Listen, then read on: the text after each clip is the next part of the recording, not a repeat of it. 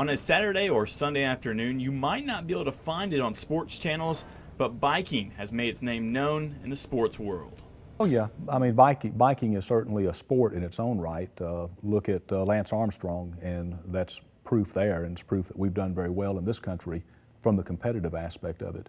Now look what's right in the middle of the Pine Belt, the Longleaf Trace. This might be called by some as the unknown jewel of the area for the sport of biking and outdoor recreation. A jewel unknown to many that stretches 40 miles long from Hattiesburg to Prentice. I've traveled all over the country, and I look at recreational facilities like this elsewhere.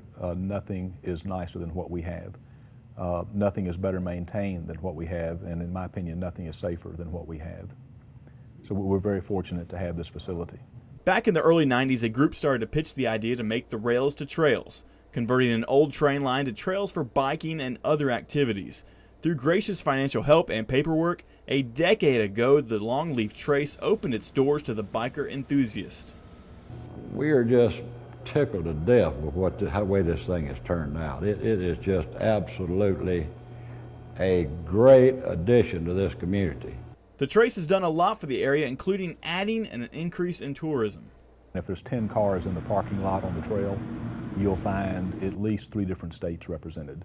You'll find a half a dozen Mississippi counties represented. And if you read the sign-in book at Clyde Depot, you've even seen people from other countries that are talking about what a great asset that we have in Mississippi. Folks like James Moore and his bike shop have helped in the development of cycling in the Pine Belt. Moore is currently in a group to help produce more biking lanes throughout the whole city for transportation. But he also pitches a point that biking is a feasible sport for anyone to get involved with. You don't have to buy a movie ticket to use it. You don't have to pay green fees to use it, and you don't have to rent bowling shoes to use it. When you own the bike, the use of the bike is free. From the passion of these two men, maybe we should all jump on a bike and roll. For Sports Journal, I'm Tanner Cade.